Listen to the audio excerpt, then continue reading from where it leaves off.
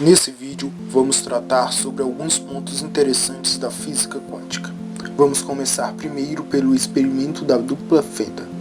Há cerca de um século e meio, o físico, médico, heptólogo, músico e filósofo Thomas Young decidiu fazer um experimento com partículas e ondas. Ele pegou uma placa com uma fenda e por ela fez passar partículas. Na parede atrás da placa, as partículas deixavam uma marca semelhante à linha da fenda. Depois ele fez o experimento com ondas.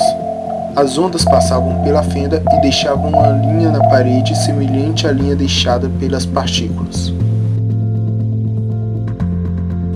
Thomas então resolveu adicionar mais uma fenda na placa e repetiu o processo com as partículas e com as ondas.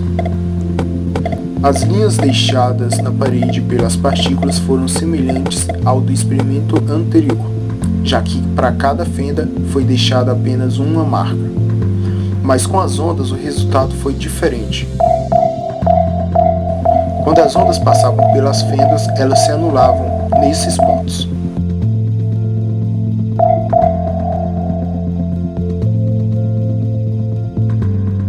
Sendo assim, elas irradiavam várias marcas na parede, sendo que as marcas mais próximas ao centro eram mais irradiadas. Mas o experimento se torna interessante agora, quando entramos no mundo quântico. Thomas recolocou a placa com uma fenda e resolveu fazer passar por ela um feixe de elétrons. Um elétron é um pedaço ínfimo de matéria, como uma bolinha. Thomas ligou o feixe de elétrons e observou.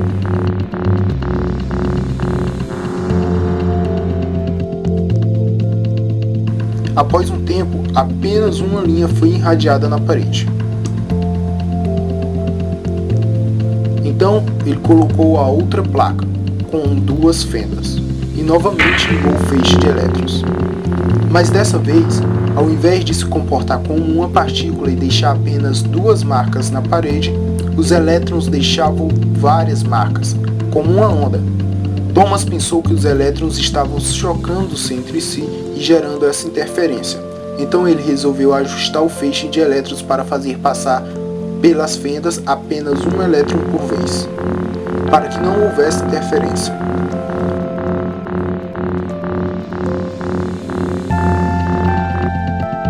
Mas por incrível que pareça, as linhas irradiadas na parede ainda eram semelhantes às linhas deixadas pelas ondas. A única explicação era que, ao passar pelas fendas, o elétron se dividia e interferia em si mesmo, irradiando esse padrão. Mas matematicamente, isso é muito estranho, pois o elétron passa pelas duas fendas e por nenhuma, e passa só por uma e passa só pela outra, gerando assim muitas possibilidades em superposição. Thomas ficou incomodado com isso e resolveu colocar um aparelho medidor para ver por qual fenda o elétron realmente estava passando. Ele ligou o feixe de elétrons e observou. Mas dessa vez, as linhas irradiadas na parede foram apenas duas. Apenas o ato de medir ou observar o elétron fez com que ele voltasse a se comportar como partícula. Como isso é possível? O elétron ficou sabendo que seria observado e voltou a se comportar como partícula? Como apenas o ato de observar pode interferir na matéria? Infelizmente, até hoje não existe resposta, mas isso é simplesmente incrível. Antes de ser medido, o elétron encontra-se em um estado de superposição quântica. Se trazermos o experimento da dupla fenda para um campo mais amplo, ou seja, para a nossa realidade onde vemos e tocamos em tudo, seria mais ou menos como se tudo que você vê se comportasse como partícula. E tudo que você não vê, ou seja, tudo que está atrás de você e você não pode sentir, cheirar, tocar, se comporta como onda. Seria como se o mundo fosse se renderizando a partir das suas sensações do que você percebe, como em um jogo mesmo. Agora vamos ao experimento, ou melhor, ao paradoxo de Schrödinger. Em 1935, o físico austríaco Schrödinger propôs um paradoxo. O paradoxo consiste em um gato preso em uma caixa sem transparência junto a uma arma que possa matá-lo. Nesse exemplo, uma bigorna.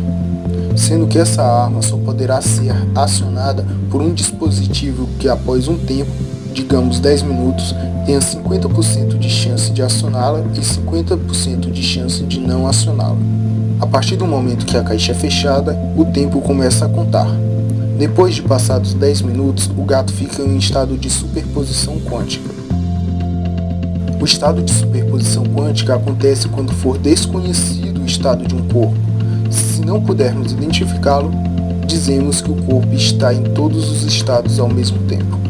Ou seja, o gato está morto e vivo ao mesmo tempo. Isso está ligado ao princípio da incerteza de Heisenberg. A realidade do gato está ligada à realidade do experimento.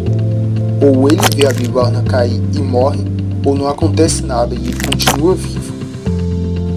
O gato, na visão dele mesmo, não fica em superposição quântica.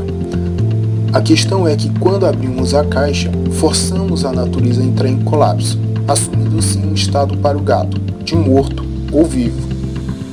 Da mesma forma que acontece com o elétron, quando é medido e muda a sua função.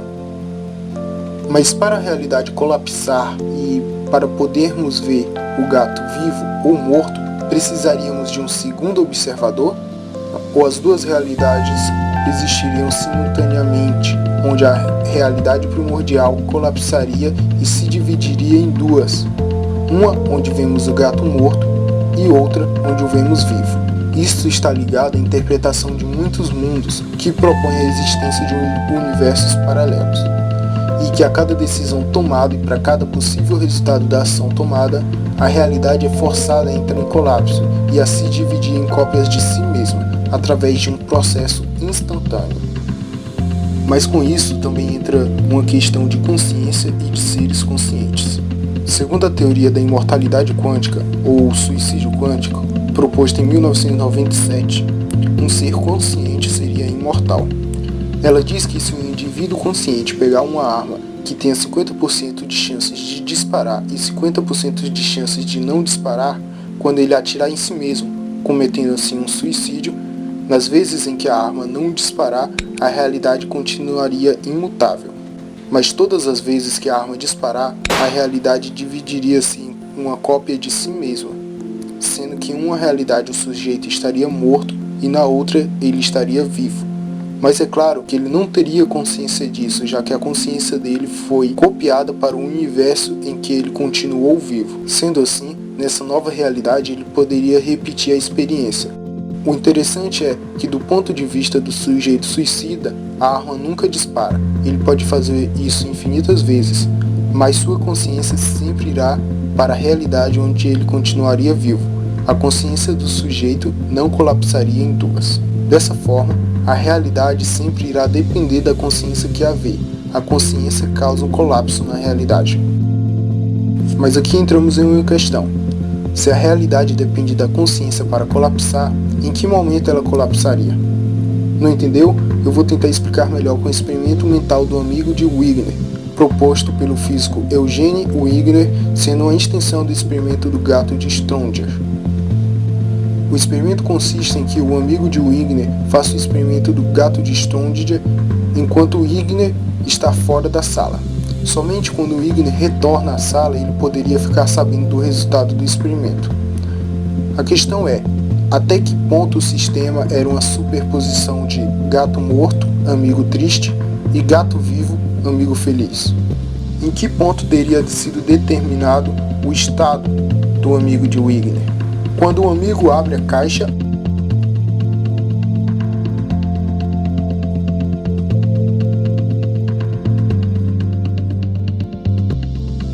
ou quando o Wigner entra na sala?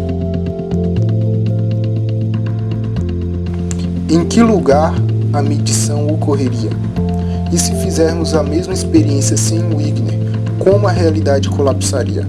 Precisaríamos de um segundo ser consciente para isso? Se juntarmos o experimento do amigo de Wigner com o do suicídio quântico, entraremos em uma questão interessante. Já sabemos que quando o sujeito comete suicídio, a realidade colapsa, mas a sua consciência sempre fica em apenas uma das realidades, a que ele está vivo. Quando Wigner entrar no quarto, quais são as chances dele ver o sujeito vivo? Olhando do ponto em que a realidade colapsa em cópias de si mesma, sempre que Wigner entrar no quarto ele verá o amigo vivo e, algumas vezes, morto. Isso mesmo, pois do ponto de vista de Wigner, se a arma dispara e a realidade colapsa, a consciência dele se dividiria em duas, uma onde o suicida conseguiu o que pretendia e outra onde a arma não disparou. E se a arma não disparou, a realidade continuaria sem colapsar e o Wigner ainda veria o sujeito vivo. Mas como pode a realidade dividir-se sem interferir no livre-arbítrio? Pois se ela colapsa sempre em cópias de si mesma, como pode o indivíduo escolher, decidir ou julgar por si mesmo? Não existiria nenhum ser livre? Ou será que a nossa consciência afeta a realidade, fazendo ela colapsar para o que nós queremos ou esperamos?